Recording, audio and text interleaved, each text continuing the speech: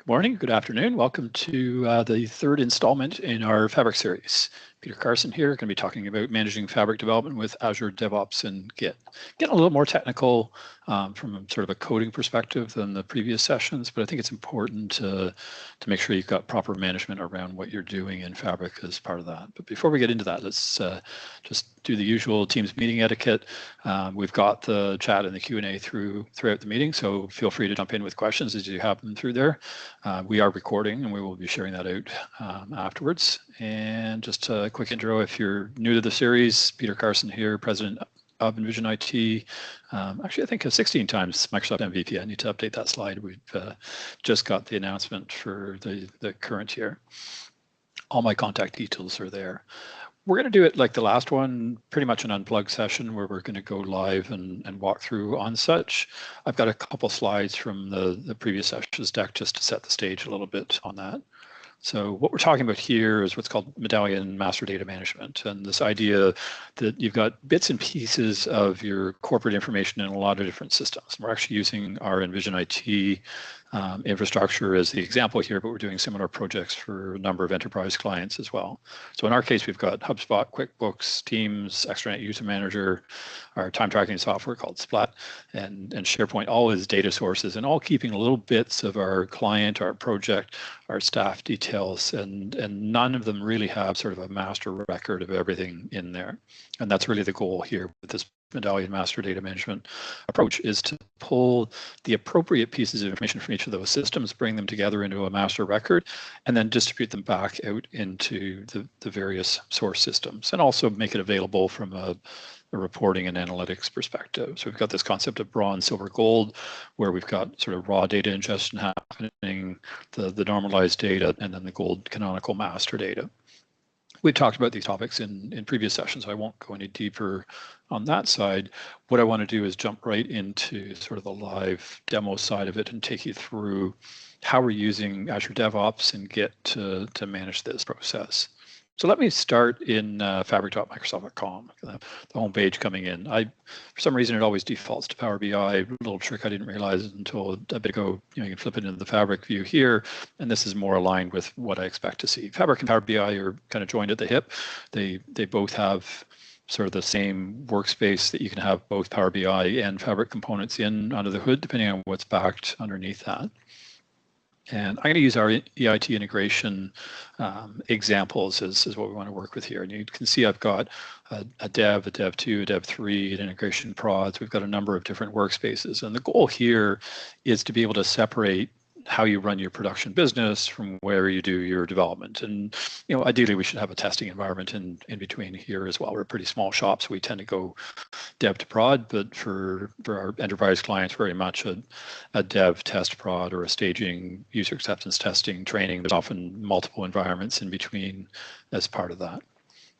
So I had shared the production or the demo workspace out in last week's session. Let's dive into the workspace and we can see a whole bunch of different artifacts in here. And I'm going to go into the EIT integration pipeline. This is kind of the master level for the whole project. And it shows us sort of the main components that are happening for this process to run. So we've got some Excel resourcing data that we have that tracks, which of our staff are going to be working on what projects, what days, things like that. So there's a data flow that pulls that Excel data in, converts it to Parquet files, I'll explain in a minute, to bring it into our main data flow. We've also got HubSpot data, we've got Extranet User Manager data, and inside this, we've got our time tracking data directly connected through SQL because it's already in Azure SQL. It's easily accessible to the data flows. And then we can see the output streams to push that data back out to the various different streams. So how do we manage this from a, sort of a development process and software development lifecycle perspective? We got a lot of different artifacts in here.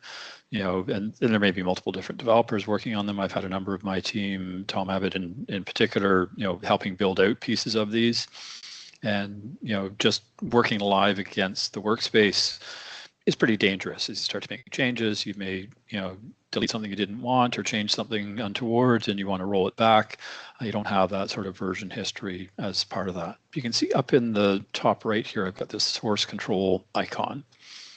So let's take a step back. Actually, if I go into my workspace settings, you'll see this Git integration spot here. This is sort of the magic and the key to this is you can connect your Fabric workspace to an Azure DevOps Git repository, and basically all the code that you're doing in Fabric gets synced into that Git repository. You can see change control and pull requests and version history and all that in Git as part of that. So you can always go back and say, hey, I didn't mean to delete that, or I didn't mean to overwrite that. I need to roll it back to a prior version. All of that history is available to you in Git.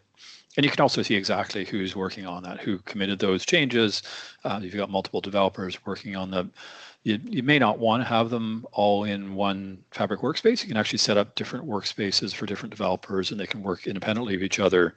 And then you can merge those changes together into your test and ultimately into your production from there. So let's actually switch for a second over onto the Git side. So this is Azure DevOps. This is what we use for managing all of our projects, both internally and client projects. So we have an Envision IT corporate DevOps repo, which is all of our corporate Envision IT stuff. And we have a project called EIT integration that manages this project. And we can have sprints for tracking work items and such. But the important thing is the repos here, the files that we have checked in to this particular Git repo. And it's not just Fabric that we have in here. We can see we've got some HubSpot data in here. We've got some Power BI artifacts in here as well. So we can keep multiple things in this one repository. And when we connect it up to our Fabric workspace, part of what we need to do here in our settings, let me just come back into here again, is decide what folder in that Git repo we want to keep the artifacts from this workspace. So that folder is the Fabric workspace that you see here. And you see a lot of the same names that I was showing in Fabric itself. They're represented in a slightly different way. It turns them into sort of human readable text files as part of the repository, which is great for being able to difference and version them through there. So let's say I was a new developer on this project and I wanted my own area to play in and sandbox and work in as part of that. How would I do that? Well, there's sort of two steps. One is on the Git side. It's important to have a mapping in Git between branches, which are copies or versions of your code, to workspaces in Fabric. This is something I didn't understand when we first started working with this late last year, is it's very dangerous to sync two Fabric workspaces, like a dev and a prod, into one branch in Git, because changes will be conflicting between those two. It just gets completely out of hand. So what you want to do is each time you create a workspace in Fabric for the same project, create a branch in Git to represent that workspace. And they don't need to be long-lived. The nice thing is well-structured. You know, you can spin up a new workspace in a new branch, try something out, test it, and then pull it back into the main branch and into the main workspace and throw away that workspace that you were playing with from a development point of view. So let's go through that process and say, hey, we want to create a new branch here. The Dev3 one I just created earlier today as a dry run, but I'm going to create a new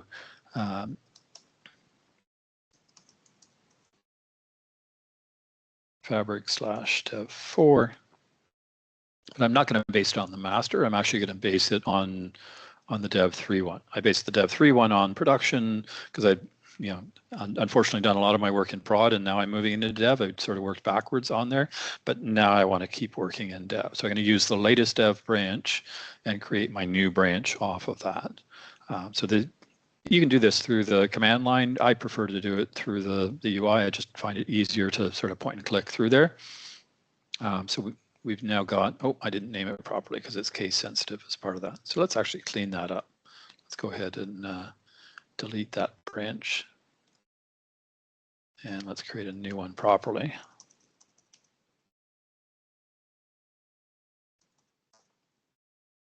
And again, branch that off of Dev3.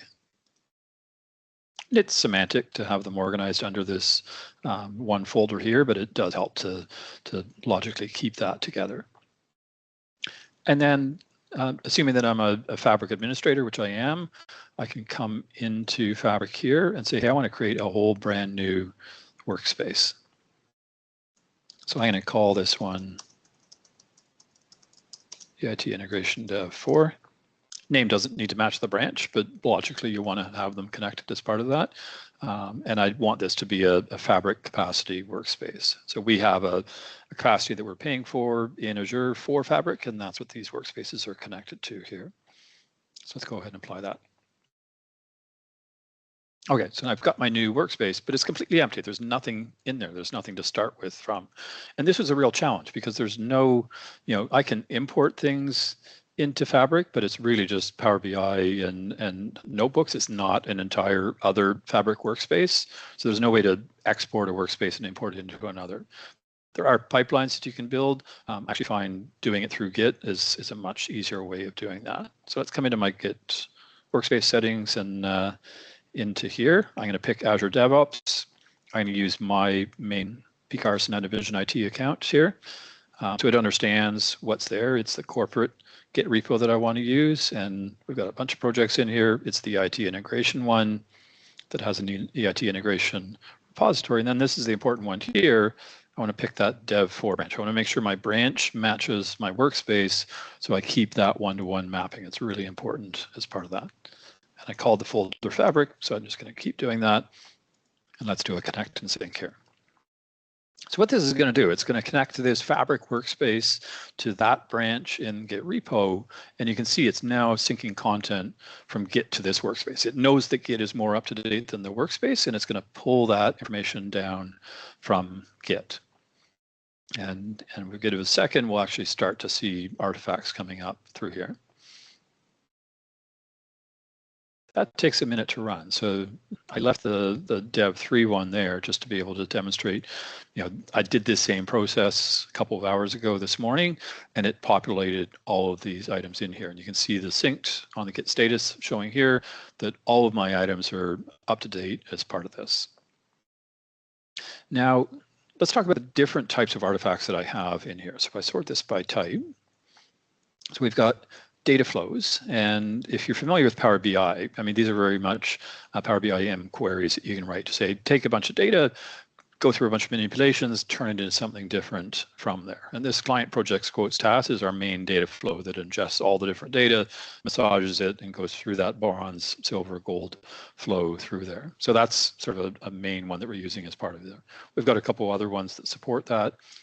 Through there. We've got a lakehouse, which is basically a database that Fabric uses. So we're going to be writing and reading a lot of data through that lakehouse. It's a way to connect these different elements together. So different stages will write data to the lakehouse, and then later stages will read that data from there and pull it in.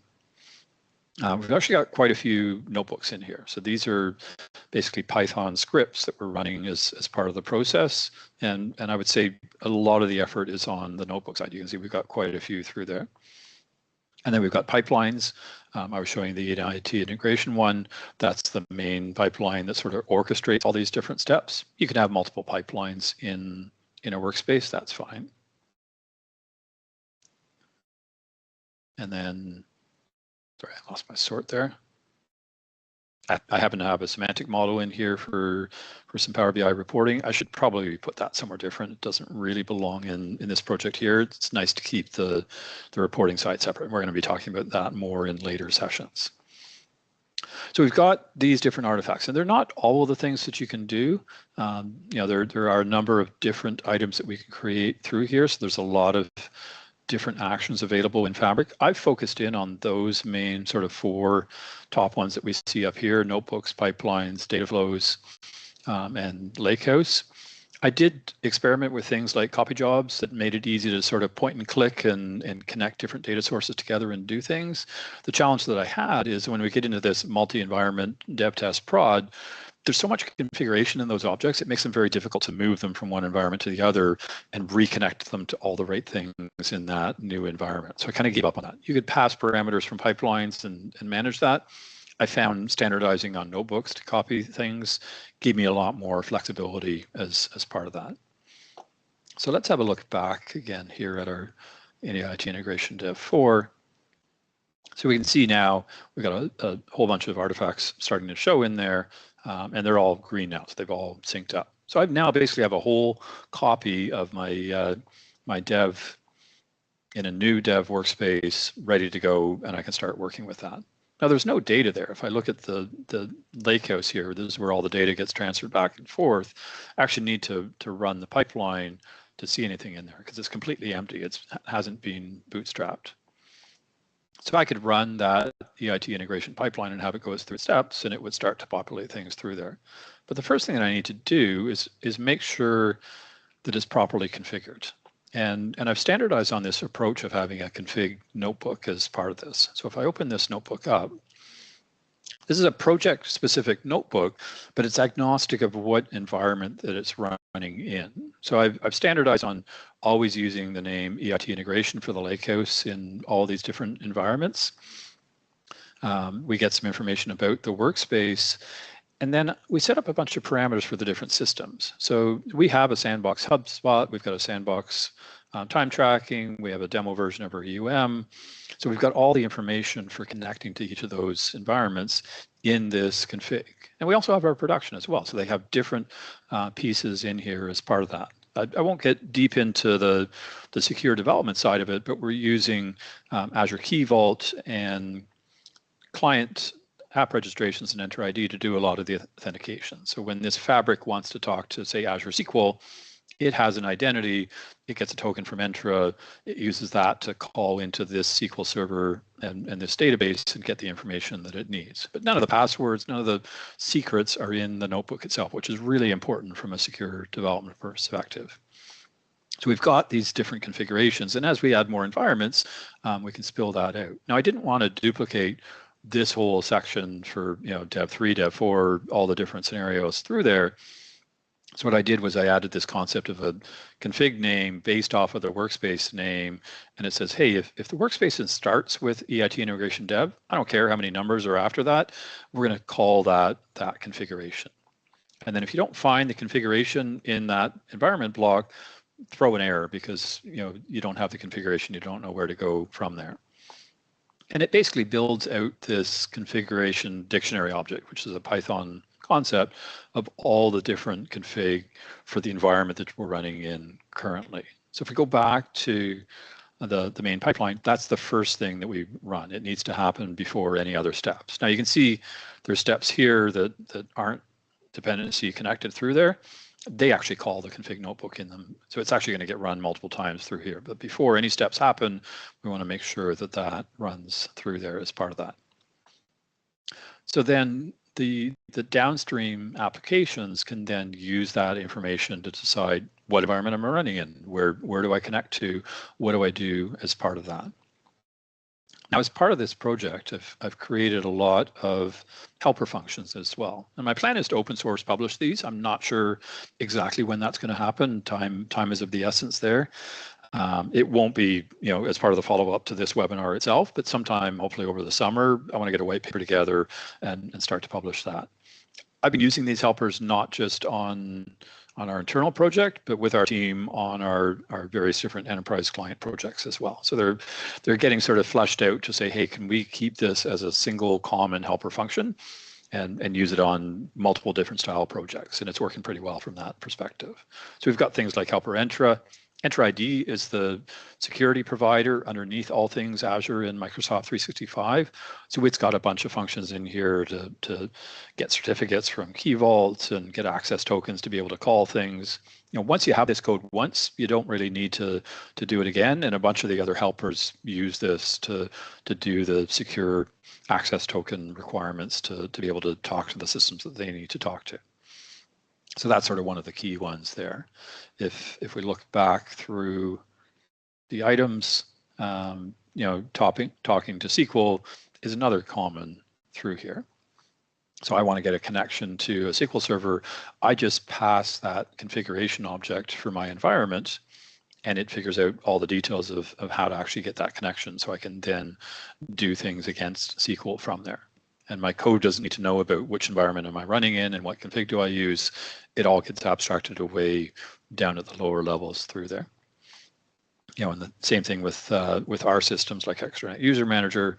It understands how to call the UM API, how to get the access token to do that, what things it needs to do, and then we can have standard functions like I just want to get users or groups out of our extranet user manager, which ultimately is your enter ID under the hood. This is really useful for pulling that together into master data records. And we've got the same for HubSpot. Again, it's not baked to our HubSpot. It's kind of built generically. So if you use HubSpot yourself, that would be quite useful to you to be able to leverage that. Same thing with Parquet is a data transformation that we use in a bunch of spots. Let's abstract that out into its own piece there. But let's come back to our main pipeline here. Sorry, I've got multiple workspaces running here. I'm in 3, I think is the one that I want to stay in here. So let's take our big data flow here. This is the one that does all the main manipulations. And data flows itself has connections inside of it. It doesn't understand what I'm doing in the notebooks there. So how do we make it aware of that? And what we did was we brought the configuration in from the lakehouse. So part of that configurations notebook job is to figure out what environment am I running in, what are all my details about that environment, and write it to a file in the lakehouse so all the other processes can access it from there. And the data flow can access it. So it's actually just reading that from lakehouse files, you know, and navigating down to the config.json file that's in there, and we can see all the configuration. So I'm running in the EIT integration dev3 workspace, and it knows that I'm in that workspace and that that's the configuration for it. And this is the name of the lakehouse and the ID of the lakehouse. And here's all the splat details and UM details. So everything it needs to know about where it's running, it pulls from that. So then if I look at other queries in here, let's say I want to pull in our clients from our time tracking software, because I want to compare that to our master record. We can pull that data in. It's actually just accessing this splat tables query, and if I go up one level through there, that splat tables query is just using those configuration parameters that came from the notebook. So nowhere in here have I baked database names or SQL Server names. It all comes from the configuration, and that's all driven from the notebook, and the notebook figures it out on the fly dynamically based on what workspace that I'm running in. So it sounds like a lot of complication to achieve this, but the end goal is that all of these artifacts remain identical regardless of whether I'm in development, test, or production. I don't need to change any configurations and connections as part of that. They morph themselves at runtime, and that's really important, because if you want to compare, say, what do you have in dev and what do you have in production, if they have all these different connections sprinkled all through them, it becomes a lot of noise and it just doesn't work well. And also, if you want to migrate those elements from one environment to another, you're going to have to manually update all those connections. It becomes a nightmare to maintain. So it took us a while to get to this pattern, but it's working really well to keep that between there. In fact, if I come back to my Git repo for a second here. So one of the things that you can do in Git, independent of Fabric, is you can create what's called pull requests. And this say, hey, I want to take some things that I've done in one branch and move it into another branch. So I could say, hey, let's create a pull request. Well, where do you want to pull from? Do I want to go from dev3 into master? No, let's say I was doing some development work in dev3 and I want to move that into production. So Git will actually show me exactly what's different about that. In fact, if I flip it around the other way, it's telling me, hey, there's nothing newer in prod than what's in dev3. So dev3 is kind of our master from there. So let's go back the other direction and understand what have I been doing in development that I might want to get back into prod. And remember, dev3 is the one that I just spun up this morning. I haven't done a lot of work in there, but this is where the beauty of Git comes in, is it shows me exactly what changed as part of that. And I had to set up the configuration for the dev. It wasn't fully populated. I was missing a bunch of stuff in here. So all these green rows are things that have been added in since the copy from production was made.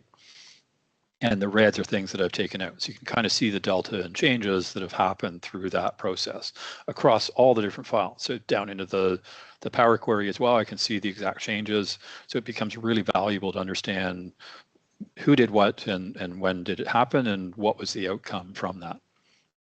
And if I'm happy with all of that, then I can go ahead approve that pull request, and that'll then sync back into the production branch, and I can sync it into my Fabric workspace, and now my changes are live from there. This is where you should probably take it through a test environment first, do proper QA on it, bring your QA team as part of that, and then move it from QA into prod. So you can have those multi-steps through that. Okay, so we've created the new branch. We talked about the differences in there. We've connected up to Git. We've gone into the config notebook, the dictionary. I've touched on the helpers here. There's a really important piece that I want to talk about, and this is how I leverage Copilot as part of this as well, and how Git really helps support that too.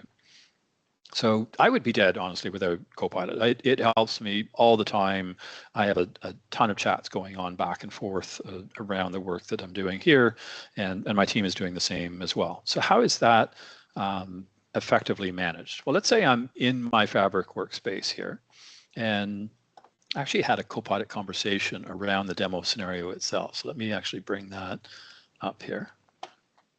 It's kind of interesting to see the life cycle of the conversation itself. So I basically said to Copilot, hey, I'm going to demo Fabric notebook coding with your assistance. What are some random updates that you can suggest? And typical for Copilot, it came back with a whole bunch of ideas. I'm like, let's change 6 different, completely different topics, 7, 8, all at the same time. Well, that's a little overwhelming. Like I would never do that in one go with Copilot. I tend to say, let's work on this one piece here and let's work through there. So, it had a favorite there. I said, no, let's actually do something different. Let's focus on the debug option. Let's add some debugging code into my code. So it touches a couple different sections in the code. So it explains to me here, I'm going to do this change, this change, this change, this change. When I get to Copilot suggesting 6 different changes that I do through my code, I often throw up my hands and say, hey, Copilot, just give me my whole notebook back. You do all of the changes through there. But I never trust Copilot to do that right, because sometimes it'll change other pieces of code, it'll break things that were working properly. It doesn't always do what's expected. So I find Git is a really handy thing to validate what it's doing through there.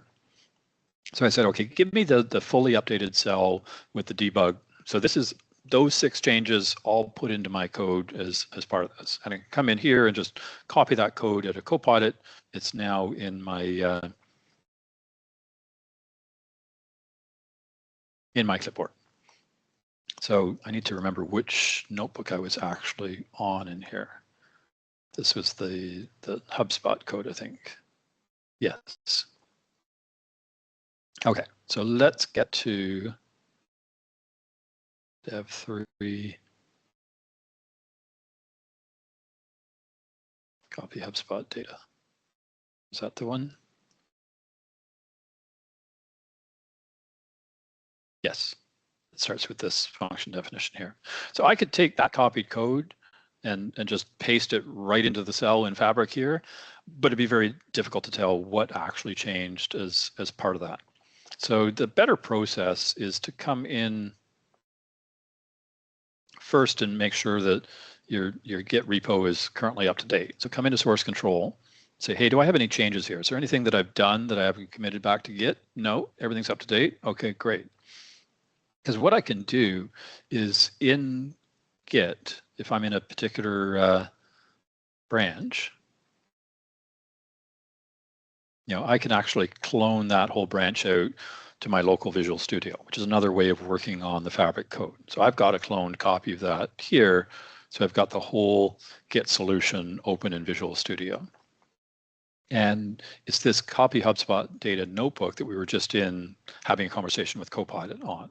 So I can go into the notebook contents here. It looks a little different than I looked at it in Fabric, because we've got all this metadata information about the cells and the information of the notebook that gets stored in Git. So I do have to be careful and say, hey, this is the start of the actual function cell that I'd given to Copilot that I want to have it work with. Or is it? No, it's this one here. So I can basically overwrite this whole cell. So let me find the end of the cell here. And I'm just going to paste in that whole code block that GitHub did those 6 different changes to me for. And when I save this, I'm just saving to my local system here. I haven't committed anything back, but I can look at my Git changes and I can say, hey, what's different about this? So this is doing just like we saw in Git, but I haven't actually committed anything yet. This is what would change if we did this. So we can see that Copilot added this argument of debug flag to my main function here. And then all through, it spilled in, little if debug blocks as part of that. But the important thing is I don't see anything else. Like, it didn't mess up my actual code. It didn't break anything else that I didn't want it to do. So, I use Copilot to do code review of my stuff, but I also use Git to do code review of Copilot stuff. So it kind of works both ways. Neither side should trust. It's always good to send your code through AI and have it code review it, but it's also really important to code review what has AI changed in your code. And you can see these green bars over here, they're showing where the changes occurred. So there's no changes further on down through there. So I can kind of focus in on and say exactly what was changing as part of that. If I'm happy with that, then I could actually check this in and sync it to GitHub to Git if I wanted to, and into Fabric from there. Or since I validated, I could just come back into my notebook here and just paste it right into the cell. Now that I've double checked it and I'm comfortable with it, I can do that, and I could immediately run it and see how it works from there. So it's really handy through that perspective. Now, having this whole sort of repository with all of the code in one place is also really useful, because there's nowhere in Fabric you can say, I want to search across all my notebooks, all my data flows, all my different things for particular pieces as part of that, but I can do that over here now that I've synced it into Git. So I can go into that config notebook that we were looking at the beginning. And I mentioned I've got the lakehouse name defined in the configuration, but I know I didn't use that configuration everywhere. But how do I go find all the spots that I did that? Well, in Visual Studio, I can just do a Control F find. I can say I want to search across the entire solution, so all of the code, and I want to do a find all. So it's actually found in that main big data flow. There's a bunch of spots where I hard-coded EIT integration in there. I should use the config value in there if I want to be proper. And later, if I change the name of the lakehouse name in the config, it just flows down to everything from there.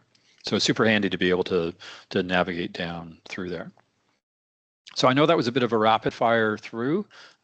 Really sort of key learnings and lessons from there is that spinning up a new Fabric workspace, not difficult at all. I went through that while we were watching and creating this EIT integration dev 4 here and synced all the code into it, and I could run it and work on it. So it's very simple to create new workspaces once you've got your project set up in Git. And we also saw, doing the pull requests, I can say, hey, how is dev different than prod? And am I ready to move those changes in there, and who did them, and have they been validated and reviewed? As part of that, I can make that part of the process. We haven't gone as far as setting up what are called pipelines, where you can actually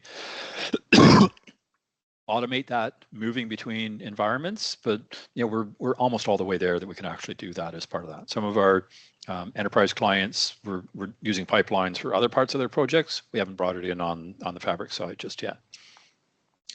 So I'm just going to flip it over to chat and Q&A. I don't know if we've got specific questions in there, Kevin. Yeah, we had a question about the logic apps. Right, because it said from Doug, use yes. logic apps. Can they be gitted? I don't know if that's the right way of pronouncing that. There's a similar Git sync process for logic apps. We've actually had some challenges getting it working in one of our projects, so we haven't completely gotten all the way there. We've got some manual PowerShell that we use to put logic apps into Git, because basically everything that you code, and logic apps are things that you code, should be in Git. There should be a record in the repo for it. So absolutely, you can do that. I've actually moved away from logic apps in this solution. I mentioned the copy data. The copy data was typically calling logic apps, getting a bunch of data and putting it into lakehouses. I found that the migration and the configuration of not just the copy data pieces, but the logic apps themselves, moving those between dev and test and prod, was a lot of work. So I found, let's eliminate that logic app code and put it all into Fabric notebooks, and honestly, that's working so much better. It's really easy to move that between environments and tests. So much as I love logic apps for this kind of data work, I've kind of moved away from it. But yes, if you do use them, absolutely, you can get them into Git. Okay, so maybe a couple general questions. If someone's just kind of starting with kind of Fabric and Git, what are some quick win things they can do, kind of get this working?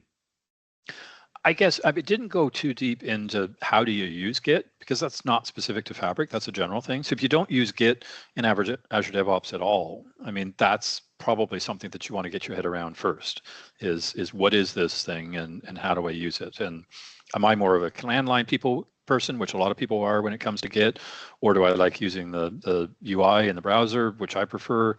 As part of that, just get comfortable and understand branches. It can be a little scary sometimes. Oh, when I create this pull request, am I overwriting something that I shouldn't? Did I do it the wrong direction?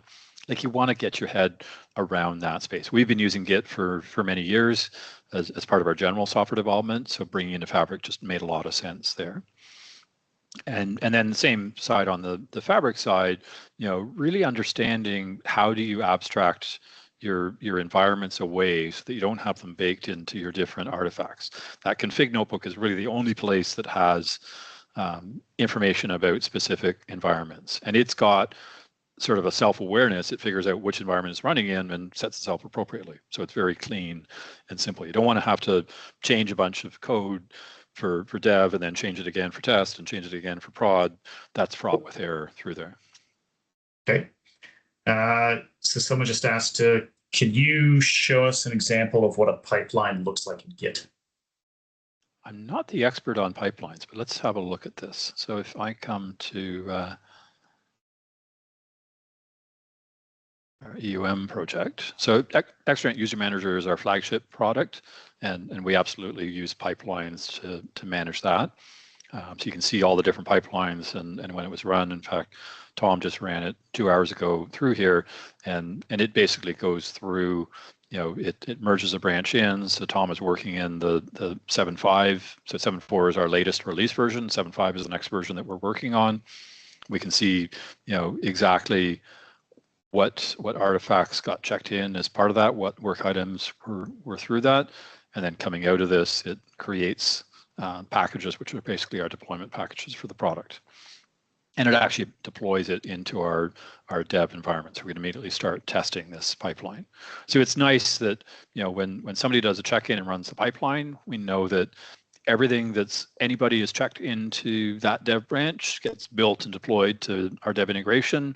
We can run some unit tests against it and standard tests, and it's available there for everybody to look at. And there's no worry about, did Tom miss a step through there? No, as long as you checked it in and you ran the pipeline, we're guaranteed that it's been built in a consistent way.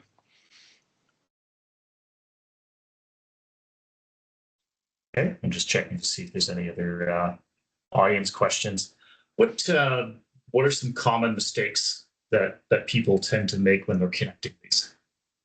I mean, my big one when I started was trying to connect two workspaces to one branch in Git, which will absolutely let you do, but then they start stomping on each other and it gets very confusing very quickly. So making sure you keep that one-to-one mapping was an important part. And the other was just keeping the environment specific configuration out of all the elements. I had it baked in a lot of different pieces, and it was very difficult to then move that between environments. Okay. Well, Kevin, why don't we wrap there? Yeah. We're almost at the 40-minute mark, so that's good. And I want to thank everybody for joining today. The series is continuing. We're actually talking about doing some adjustments to it. I want to bring in some more AI features, particular around what's called MCP, or Model Context Protocol servers, and how do you use this data from an AI perspective is something that we sort of hinted at, but we didn't go deep on. So we may rearrange the schedule. Stay tuned, and we'll keep you up to date on that. Thanks, everybody. Have a great rest of your day.